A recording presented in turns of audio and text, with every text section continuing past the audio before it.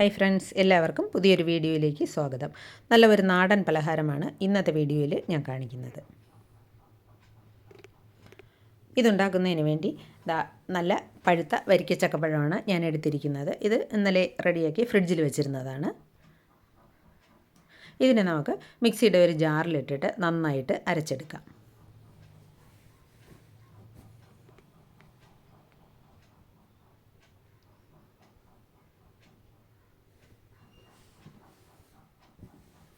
വെള്ളമൊന്നും ചേർക്കണ്ട, ഇത് മാത്രമായിട്ട് തന്നെ നന്നായിട്ട് അരച്ചെടുത്താൽ മതി.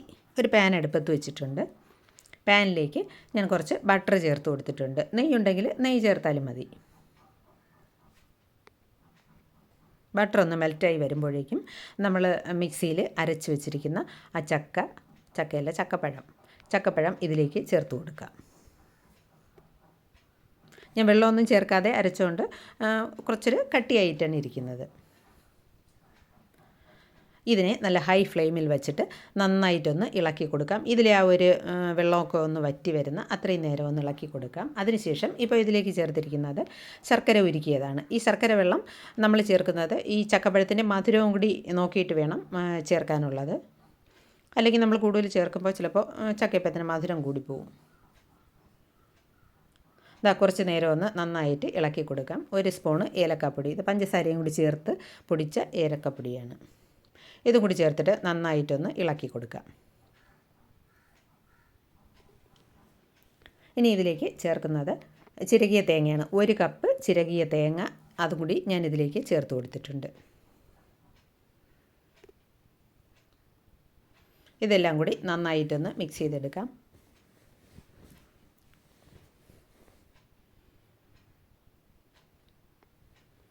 ഇതിപ്പോൾ സ്റ്റൗ ഓഫ് ചെയ്തിട്ടുണ്ട്. ഇനി ഈ ചൂടോടെ തന്നെ ഇതിലേക്ക് നമുക്ക് അരിപ്പൊടി ചേർത്ത് കൊടുക്കാം. ഇത് വറുത്ത പച്ചരിപ്പൊടിയാണ്. നമ്മൾ അപ്പത്തിൻ്റെയും ഇടിയപ്പത്തിനും ഒക്കെ എടുക്കുന്ന ആ ഒരു പച്ചരിപ്പൊടി 1 കപ്പ് ഞാൻ എടുത്തിട്ടുണ്ട്. അത് കുറേശ്ശെ ഇതിലേക്ക് ചേർത്ത് കൊടുക്കാം. നമ്മൾ മുഴുവനായിട്ട് ചേർത്താൽ അതിൻ്റെ ആ ഒരു എത്ര വേണമെന്നുള്ള അറിയാൻ പറ്റില്ല. അതുകൊണ്ട് 1 കപ്പ് എടുത്തിട്ട് കുറേശ്ശെ ഇതിലേക്ക് ചേർത്ത് മിക്സ് ചെയ്തെടുക്കാം. 1 കപ്പ് എടുത്തെങ്കിൽ ഞാൻ ഏതാണ്ട് 3/4 കപ്പ് വരെ അരിപ്പൊടി ചേർത്തിട്ടുള്ളൂ.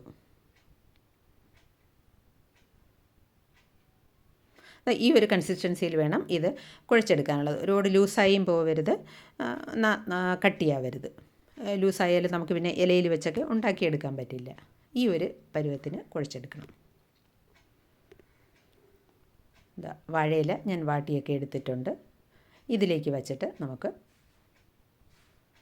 ഇത് ഇപ്പോൾ ഇങ്ങനെ ഈ ഷേപ്പിൽ വെച്ച് വേണമെങ്കിൽ നമുക്ക് ഉണ്ടാക്കാം. ഞാനിതിനെ കുറച്ചൊന്ന് പ്രസ് ചെയ്ത് കൊടുക്കുന്നുണ്ട്. ഒന്ന് കനം കുറച്ച് ഉണ്ടാക്കാൻ വേണ്ടിയാണ്. ഒന്ന് പ്രസ് ചെയ്ത് കൊടുത്തിട്ട് അതിൻ്റെ 2 സൈഡും ഒന്ന് മടക്കിയെടുക്കാം.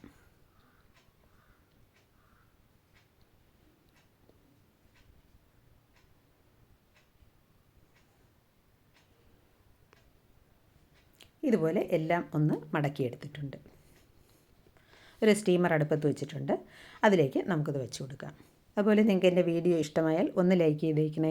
ആദ്യമായിട്ട് കാണുന്നവരാണെങ്കിൽ ചാനൽ കൂടി സബ്സ്ക്രൈബ് ചെയ്യാൻ മറക്കല്ലേ പ്ലീസ്.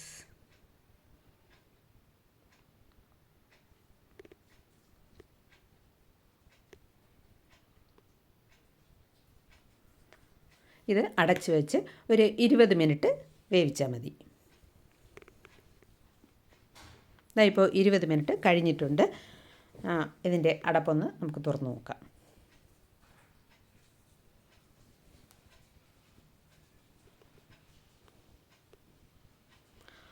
ഒന്ന് തണുത്തിട്ടുണ്ട്. ഇനി ഇലയിൽ നിന്നൊന്ന് തുറന്നു നോക്കാം. നല്ല സ്വാദിഷ്ടമായ ചക്കയപ്പം റെഡിയായിട്ടുണ്ട്. നല്ല ടേസ്റ്റാണ്. നിങ്ങളിത് ഉണ്ടാക്കി നോക്കണം. മറ്റൊരു വീഡിയോയുമായി വരുന്നവരേക്കും ബൈ.